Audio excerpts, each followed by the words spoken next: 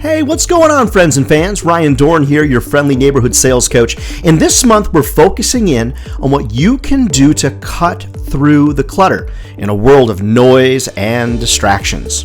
So there's three main things that I love to focus on today. First, you need to be exceedingly relevant. We'll talk about it. Second, big problem, you need to be very brief. And then the third thing that we're going to talk about is that you need to be consistent. Hey, if these videos are helpful to you, down below, like it, share it, tell some friends about it, and it lets YouTube know that we're doing a great job. And hey, don't forget, subscribe to the channel as well. Okay, the first point that we want to talk about is being relevant. I think we all would agree that generic emails are not as effective as they once were because everybody out there is sending emails. So being exceedingly relevant is about beating stranger danger. So I've talked about it a lot when I speak at national conferences and things like that. Since birth, you've been taught not to engage with strangers. So why would the adult side of stranger danger be any different? It's actually not. So one of the fastest ways that I like to warm up clients is by liking and commenting on things that they post on LinkedIn or on social media. Now, I'm a huge fan of doing business communications on LinkedIn. And the reason is because when I like or comment on something that's placed on LinkedIn, guess what? LinkedIn sends that person an email that says, hey, Ryan Dohrn commented on what you posted. Would you like to join that conversation? So LinkedIn is putting my name into their inbox. One of the other things you can do is on their social channels, like and comment. Maybe, hey, great idea. Thanks for sharing. Or, wow, that was a great article. I'm going to share that with my team.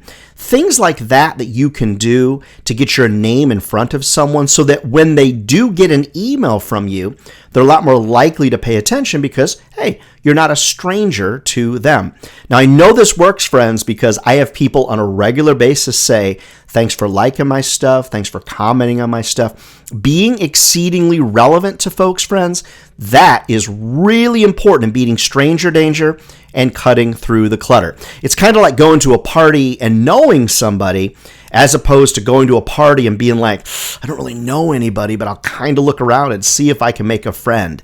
Kind of hear the angst in my voice even thinking about that. All right, so the first thing that you want to do to cut through the clutter is be exceedingly relevant to the people that you're emailing. All right, the second is a real struggle, and that is being brief. Be brief. Now, there's a lot of problem with this because most salespeople want to follow an age-old philosophy, which is you only have one chance to make a first impression. Well, I think that your grandma or your mom or whoever, your auntie, was right when they told you that. But also remember, in the digital age, we probably are going to reach out to folks 5, 6, 8 times before we get a lot of traction with them. And that is okay. See, a lot of you give up after 3 or 4 attempts when we all know, well, not all of us, but I'm sharing with you today that on average, it's going to take 6 to 8 attempts to get through to somebody in the sales business. It really doesn't matter if you've got a special offer, if you're offering something for free. I mean, I've tried it all. What I want you to recognize is if you're relevant, which was our first point, and then you're really brief, people can absorb smaller bits of information faster. So for example, if the subject line was quick note for you, and the body of the email was, hi, Julie, I've been reaching out to you about this or about that. Love to connect for a brief chat. Maybe you mentioned 5 quick minutes or something like that. You may not get a response to that particular email, but putting in a point of relevancy, as we've talked about before, mentioning the names of other clients can help as well. But you'll follow Ryan's rule of 3 and 3, you're almost always going to get further faster. That rule is 3 words in the subject line, 3 sentences max. Just remember now, it's going to take a little bit of a strategy. It's going to take a little bit of a plan here to get through to somebody. Don't expect to get through on the first attempt. It's actually pretty rare because of point number 3, which is be consistent. See, a lot of salespeople, what they'll do is they'll try real hard for, say, a couple of weeks, or they'll try real hard maybe even for a week or for a few days. And then what you do is you give up because you think, gosh, I don't want to be one of those annoying salespeople that constantly sends people information. Well, but you're not.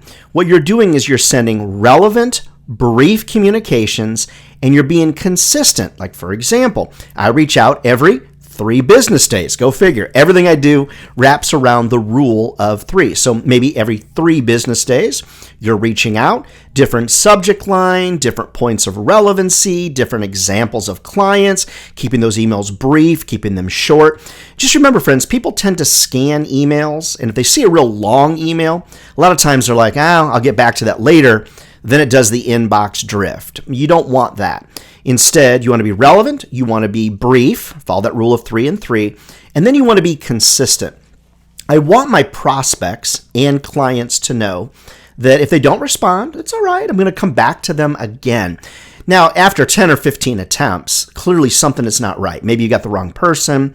Maybe the offer doesn't make sense. I mean, there's all kinds of different scenarios. Normally, though, after 4 or 5 outreaches, normally I'm going to get something like, hey, go jump in the river or email me information, something like that. But what you want to consider is, what can you do to be exceedingly consistent with your messaging?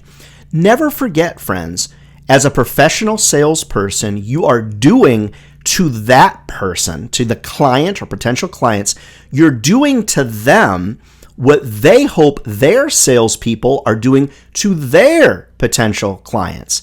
They're hoping that their potential salespeople to their clients are going to be brief, they're going to be consistent, and they're going to be highly relevant.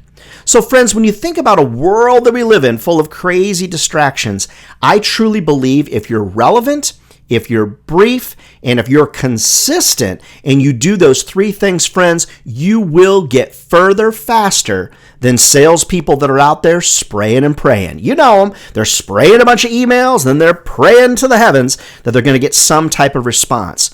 You're better than that.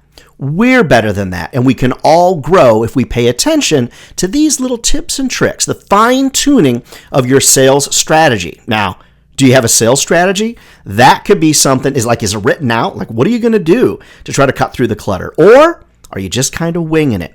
Never forget, friends, I've said it 1,000 times, professionals practice and have a strategy.